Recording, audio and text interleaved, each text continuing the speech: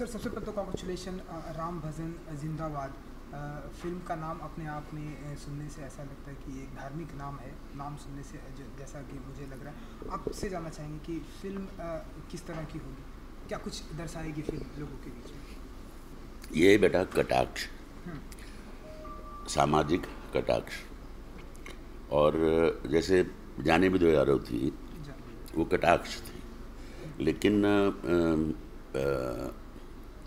माला माल weekly या प्रियदर्शन जी की दूसरी फिल्म में अच्छा मजाक होता है, उसमें अच्छा ह्यूमर होता है, साफ सुथरा ह्यूमर होता है, लेकिन शिक्षाप्रद नहीं होती वो फिल्में। ये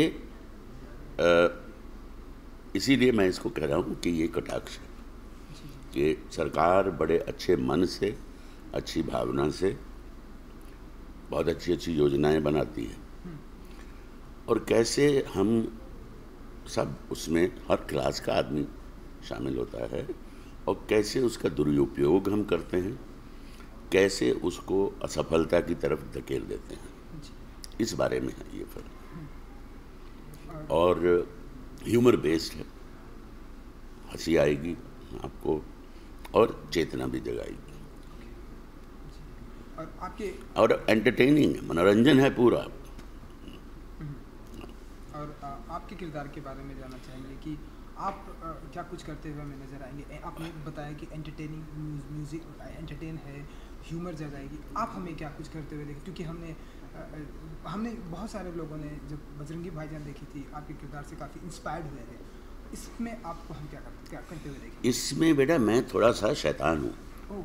हाँ, शैतान से मेरा मतलब वो कोई अपना जो विलन होते हैं, रेपिस्ट या मर्डरर, वैसा शैतान नहीं है, लेकिन है शैतान। जी और वो भी इस घोटाले में शामिल है कि जो जो मिसयूज़ करते, भला करना चाहता है गरीब आदमी का, जी जी। तो उस तरह से सज्जन है, गरीब आदमी को एक अच्छा आइडिया देता है, लेकिन कैसे उस आइडिया से जो बड़े बड़े लोग हैं उनको पता चलता जाता है और वो उसके हिस्सेदार बनते जाते हैं, और उस गरीब आदमी के हाथ कुछ नहीं आता। जी जी जी। तो उस तरह से गलत ढंग में शैतान नहीं है, मंशा अच्छी है उसकी कि वो एक गरीब की मदद करना चाहता है, जी लेकिन जो मक्कार लोग हैं उनका मुकाबला नहीं कर पाता, उनके नमन हो जाता है, झुक जाता है। जी ये किरदार है और बड़ा बड़ा ह्यूमरस है। जी। तो हम माने सर कि आज के टाइम पे भी गरीबों का जो है शोषण हो रहा है, या फिर इनके शोषण करने की कोशिश की जा रही है आपके फिल्म के जरिए, या रियल लाइफ में भी अगर हम बात करें, ऐसा हम माने या कि अभी भी हो रहा है ऐसा, या आपके फिल्म के जरिए ऐसा दिखाया जाएगा कि गरीबों का शोषण किया जा रहा है, गरीबों को नहीं, लूटपाट की जा रही नहीं, है। ये फिल्म ये दिखाएगी कि हमारे देश में जो डिस्पैरिटी है वो बहुत बहुत बड़ी है। मतलब भिन्नता इतनी है कि भाई कोई तो बहुत ही अमीर है और कोई बहुत ही गरीब है, और सरकार जो अच्छी योजना बनाती है उसको कैसे लोग हाईजैक कर लेते हैं, जिसमें विधायक भी शामिल होता है, जिसमें पुलिस वाला भी शामिल होता है, जिसमें डॉक्टर भी शामिल होता है, जिसमें अन्य कर्मचारी भी शामिल होते हैं। तो ये दर्शाया गया है कि उनसे हम कैसे बचाव करें, जी जी इस पे हमें सोचना है। और ये उन लोगों के लिए भी है जो ऐसा करते हैं कि भाई तुम एक गरीब आदमी को मार रहे हो, तो ज़रा सोचो। जी। सर सरकार की योजनाओं से हम याद आया कि हमने देखा कि सरकार ने पिछले महीनों में जितनी भी सारी योजनाएं लाई, या हम डीमोनेटाइजेशन की बात करें, ये जो योजना आई है, आप इसे कितना मानते हैं कि कितना ये सक्सेसफुल है, लोगों के लिए कितना ये सक्सेसफुल है, और करप्शन के लिए कितना लाभदायक होगा as an human being, as मुझे एन मुझे एक्टर। मुझे तो लगता है कि ये बड़ी अच्छी मूव रही, लेकिन थोड़ी सी कच्ची तैयारी के साथ, क्योंकि पहले नोट छप जाते, मुझे लगता है हो सकता है कि सरकार को ये पता चल गया हो कि ये बात फैल गई है कुछ पार्टियों में या कुछ लोगों में कि ऐसा होने जा रहा है, जी तो इसके पहले कि उनकी तैयारी पूरी होती, उन्होंने डिक्लेयर कर दिया सडनली कि कल से ये नोट नहीं चलेंगे, ताकि वो लोग उसको अपने लाभ के लिए बचाव ना कर लें अपना। तो इसीलिए देखो अब देश में कितने करोड़ों जो ब्लैक मनी था वो बैंकों में आ गया है और उसका उन्हें हिसाब देना पड़ेगा। तकलीफ़ हो रही है लोगों को, ख़ासकर जो बेचारे छोटे लोग, छोटे क्या हम जैसे लोगों को भी। मतलब हमको अब लाइन में जाके मैं थोड़ी खड़ा रहूँगा यार, चलो मैं भेज सकता हूँ, अपने ड्राइवर को भेज सकता हूँ, ये वो मेरे पास कार्ड है तो मुझे असुविधा नहीं है। हाँ, चाय कॉफ़ी पीनी हो उसके लिए आपके पास थोड़ा पैसा होना चाहिए। तो हम जैसे लोगों को फ़र्क नहीं पड़ा है, जो बेचारे गरीब आदमी हैं, जिनका बहुतों का तो बैंक अकाउंट भी नहीं है होगा, उनके लिए परेशानी ज़रूर है, लेकिन लंबे समय में ये परेशानी जो है लाभदायक होगी। इसीलिए भी कहीं कहीं बहुत बड़ा कोई विद्रोह नहीं हुआ है और ना ही किसी अपोजिशन पार्टी में ऐसा दम रहा है कि वो लोगों को इकट्ठा करके विद्रोह करवा दे। अगर ये मूव सही ना होती तो अपोजिशन तो शोर मचाता ना, वो तो बैंक को आग लगवा देता, लेकिन ऐसा नहीं हुआ है। और मोदी जी ने ये आश्वासन दिया है कि भाई मुझे 50 दिन दे दीजिए, 50 दिन हो जाएंगे और 10-12 दिन में, 15 दिन में, ठीक है। तो मुझे तो लगता है कि वो उनका मन जो है वो सही जगह पे है मोदी जी का, और वो देश में परिवर्तन लाना चाहते हैं और गरीबों के लिए योजनाएं बनाना चाहते हैं, गरीबी कम करना चाहते हैं, जो असमानता है उसको एक सही लेवल पे लाना चाहते हैं जी। ना। सर मैं फिल्म पर आना चाहूँगा। लेकिन कई बार क्या है कि देखिए, अब जैसे मोदी जी ने कहा कि भाई हम लोग बड़े कैरलेस हैं कि पढ़े लिखे लोग भी कार से जा रहे हैं, बॉटल प्लास्टिक की बॉटल से आपने कोल्ड ड्रिंक पिया, फेंक दिया, थूक दिया सड़क पे। पान थूक देते हैं हम कहीं भी, पान खाते हो भाई ठीक है, उसका कोई, लेकिन पान थूकने के लिए काफ़ी जगह मिल जाएंगी आपको। दीवारों पे थूका हुआ होता है, सीढ़ियों पे थूका हुआ होता है। ये तो ये बात रही। म्यूनिसिपैलिटी को क्यों नहीं कहा जाता कि वो कचरा उठाएं? म्यूनिसिपैलिटी जो है वो कचरा, जो बड़े लोग हैं, पॉलिटिशियंस हैं, इंडस्ट्रियलिस्ट हैं, उनके मोहल्ले तो साफ रहते हैं। जो मध्यम वर्ग है, निम्न वर्ग है, झोपड़पट्टी है, झोपड़पट्टी वाला कोई ऐसा नहीं है कि वो आपके सर पे बैठा हुआ है, वो आपका काम करता है। मुंबई में एक घर में 4-5 लोग काम करते हैं। एक झाड़ू वाली आएगी, वो आपका कचरा उठा के नीचे लेके जाएगी, न्यूज़पेपर वाला आएगा, दूध वाला आएगा, बाई आएगी बर्तन धोने, कुक होगा खाना बनाने के लिए।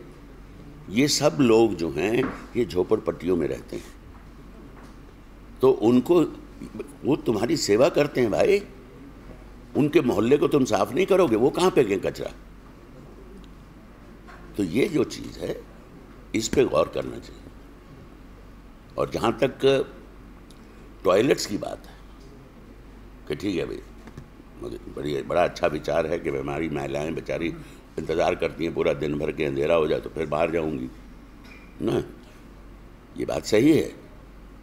लेकिन अब गरीब किसान कहाँ से 1.5-2 लाख रुपए उस टॉयलेट पे खर्चा करें?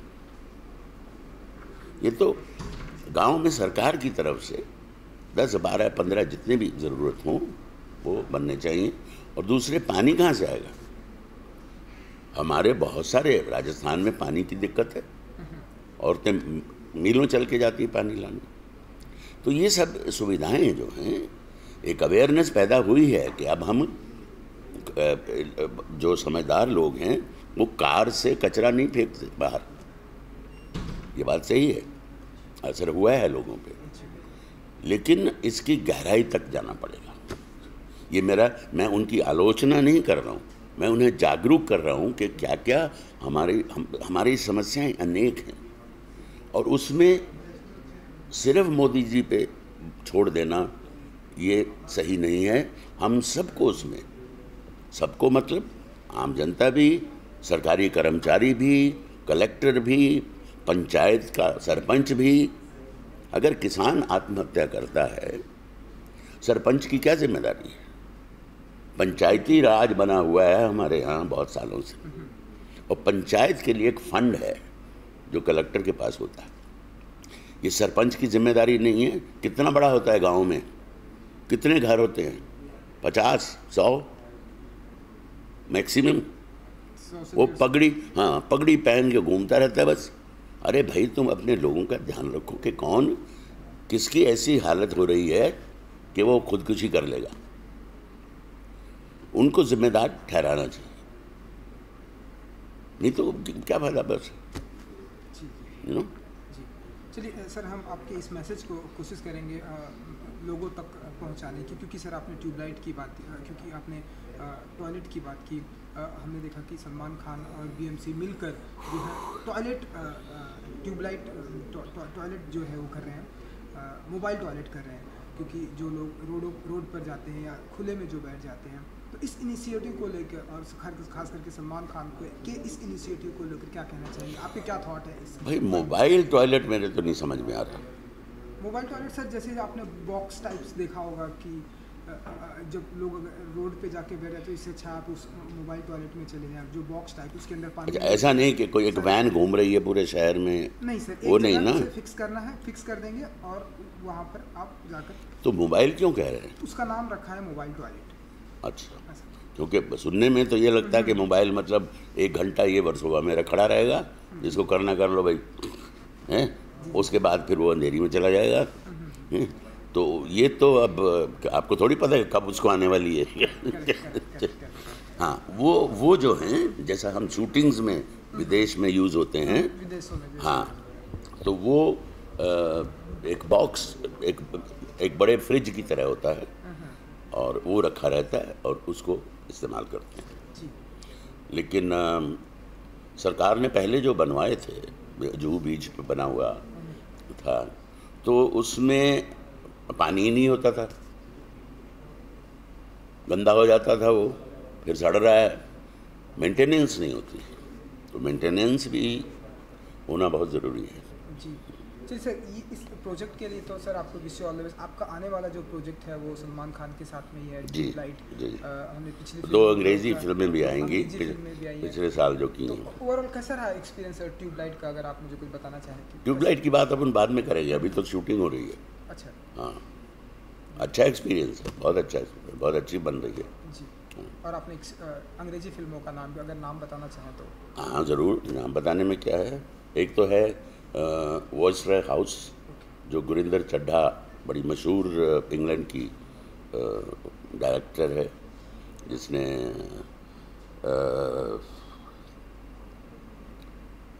कौन सी उसकी बड़ी फेमस फिल्म फुटबॉलर पे थी,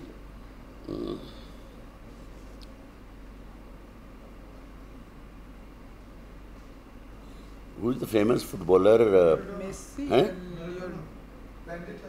बैंडेड लाइक बैकम। हाँ, जिसने बैंडेड लाइक बैकम बनाई थी, और भी उसने बहुत सारी प्राइड एंड प्रेजुडिस बनाई है, तो ये उसने डायरेक्ट की है। बहुत अच्छी कहानी है, और मेरा रोल भी बहुत अच्छा है। I am playing blind in that, अंधा हूँ। और दूसरी का नाम है, उसकी शूटिंग श्रीलंका में हुई थी,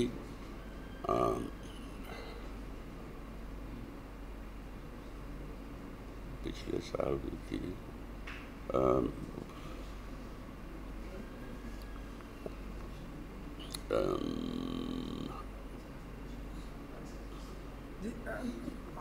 सोलर एक्लिप्स। Solar eclipse